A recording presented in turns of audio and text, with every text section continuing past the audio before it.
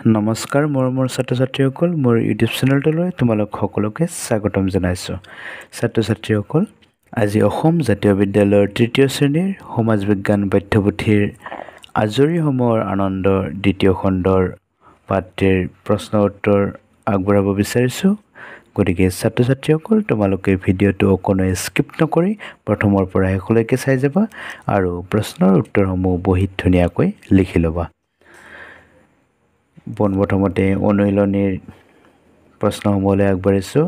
1 নম্বৰত আছে, ডাক টিকট কাক বোলে? শিক্ষক শিক্ষয়িত্ৰীৰ সহায়ত লিখা। উত্তৰ, চিঠি পত্ৰৰ খামত বিখ্যাত ব্যক্তিৰ ছবি চন আদি থকা সৰু টিকটক ডাক টিকট বোলে। তাৰপিছত 2 নম্বৰ প্ৰশ্নৰ আছে, মুদ্ৰাৰ প্ৰধান কাম কি? লিখা। উত্তৰ লিখিবা, মুদ্ৰাৰ প্ৰধান কাম হ'ল বস্তু কিনা বেচা কৰা। 3 নম্বৰ প্ৰশ্ন, মুদ্ৰাক প্ৰধানকৈ কি ভাগত ভাগ কৰা হয়? লিখা। উত্তৰ, মুদ্ৰাক প্ৰধানকৈ 2টা ভাগত ভাগ কৰা হয়। ক নম্বৰ, ধাতুৰে নিৰ্মিত মুদ্ৰা আৰু কাগজেৰে নিৰ্মিত মুদ্ৰা। তাৰপিছত 4 নম্বৰ প্ৰশ্ন, ধাতুৰে নিৰ্মিত আৰু কাগজেৰে নিৰ্মিত মুদ্ৰাৰ 3টাকৈ উদাহৰণ দিয়া। উদাহৰণ লিখা। উত্তৰ, ধাতুৰে নিৰ্মিত মুদ্ৰা হ'ল 1 টকা, 2 টকা, 5 টকা আৰু কাগজেৰে নিৰ্মিত মুদ্ৰা হ'ল 10 টকা, 20 টকা, 50 টকা। তোমালোকে বেলেগো লিখিব পাৰা, 100 টকা লিখিব পাৰা, 200 টকাও লিখিব পাৰা, 500 টকাও লিখিব পাৰা। তাৰপিছত 5 নম্বৰ প্ৰশ্ন, আমেৰিকা, জাপান আৰু ৰাছিয়াৰ মুদ্ৰাক কি নামেৰে জনা যায়? লিখা। উত্তৰ, আমেৰিকাৰ মুদ্ৰাক ডলাৰ, জাপানৰ মুদ্ৰাক য়ান আৰু ৰাছিয়াৰ মুদ্ৰাক ৰুবল নামেৰে জনা যায়। 6 নম্বৰ প্ৰশ্ন, ডাক টিকট সংগ্ৰহ কৰিবলৈ হ'লে তুমি কামটোত কেনেকৈ আগবাঢ়িবা? লিখা।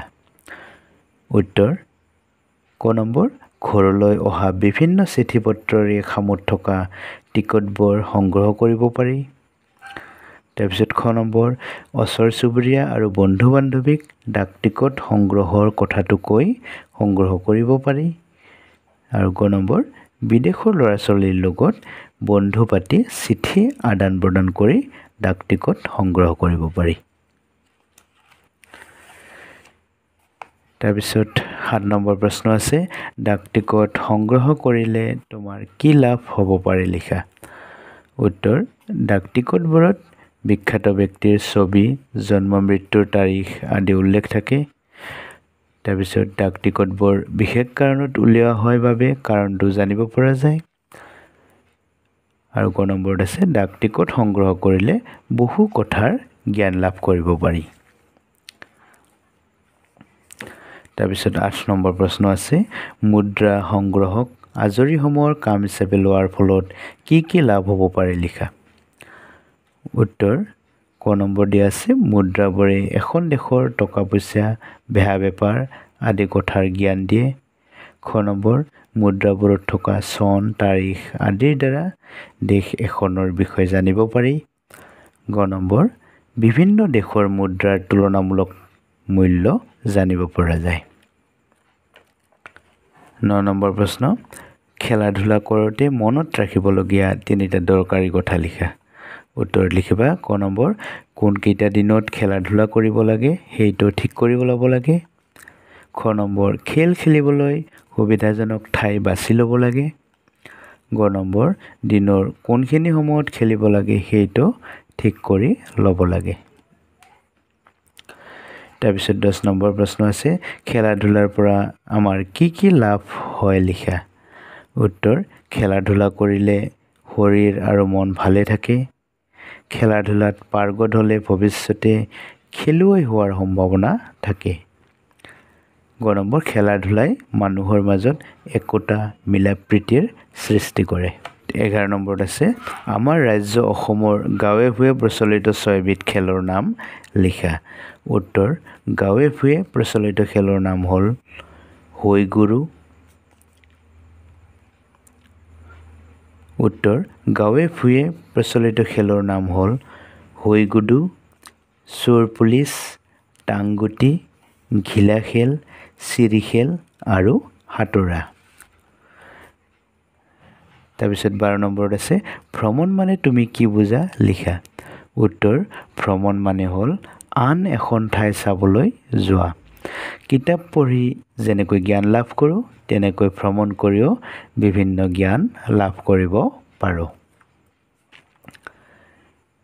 একেবাৰে শেষৰ প্ৰশ্নটো আছে আজৰি সময়ৰ আনন্দ নামৰ পাঠটি পঢ়ি তোমাৰ কেনে লাগিল লিখা উত্তৰ আজৰি সময়ৰ আনন্দ নামৰ পাঠটি পঢ়ি ভাল লাগিল মুদ্ৰা ডাক টিকট সংগ্ৰহ কৰি খেলা-ধূলা ভ্ৰমণ কৰি যে জ্ঞান লাভ কৰিব পাৰি সেই বিষয়ে জানিব পাৰিলোঁ ইয়াৰ পিছত অতিৰিক্ত প্ৰশ্ন উত্তৰ দুটামান আগবঢ়াইছোঁ 1 নম্বৰত আছে ভ্ৰমণ কৰিলে কি কি লাভ হয় উত্তৰ লিখিবা ভ্ৰমণে মনত শান্তি আৰু আনন্দ দিয়ে ভ্ৰমণ কৰিলে নিজৰ কামবোৰ উৎসাহেৰে কৰিবলৈ মন যায় ভ্ৰমণ কৰিলে আন ঠাইৰ বিষয়ে বিভিন্ন কথা জানিব পৰা যায় তাৰপিছত 2 নম্বৰত আছে শুদ্ধ নে অশুদ্ধ লিখা পৃথিৱীৰ প্ৰতিখন দেশতে মুদ্ৰাৰ প্ৰচলন একে এইটো হ'ব অশুদ্ধ ডাক টিকট নাথাকিলে ডাকঘৰৰ যোগে চিঠি পঠিয়াব পাৰি এইটো অশুদ্ধ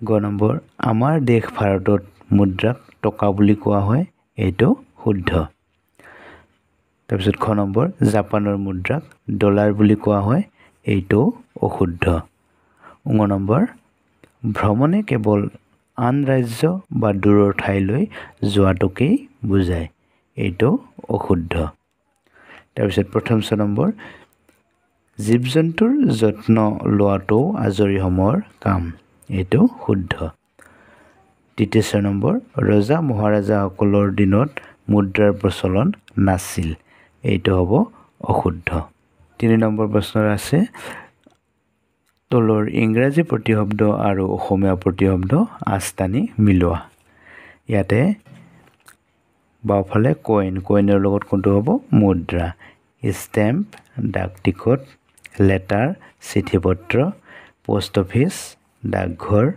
ৰুপি টকা কপাৰ তাম গোল্ড সোণ সিলভাৰ ৰূপ মেটেল ধাতু বডি শৰীৰ মাইণ্ড মন গেম খেল প্লে খেলা-ধূলা প্লেয়াৰ খেলুৱৈ প্লেগ্ৰাউণ্ড খেলপথাৰ তাৰপিছত ট্ৰেভেলিং ভ্ৰমণ মৰমৰ ছাত্ৰ-ছাত্ৰীসকল আজৰি সময়ৰ আনন্দৰ দ্বিতীয় খণ্ডৰ পাঠটিৰ প্ৰশ্ন উত্তৰ ইমানখিনি আছিল ভিডিঅ'টো যদি ভাল লাগিলে তেন্তে লাইক আৰু কমেণ্ট কৰিবা আৰু যিসকলে মোৰ চেনেলটোলৈ নতুনকৈ আহিছে অনুগ্ৰহ কৰি চেনেলটো ছাবস্ক্ৰাইব কৰি কাষত থকা বেল আইকনটো প্ৰেছ কৰি অল নটিফিকেশ্যন প্ৰেছ কৰিবা যাতে মই দিয়া পৰৱৰ্তী ভিডিঅ'বোৰ তোমালোকৰ নটিফিকেশ্যনত গৈ পায় ভিডিঅ'টো চোৱাৰ বাবে ধন্যবাদ পুনৰ লগ পাম আৰু নতুন ভিডিঅ'লৈ ধন্যবাদ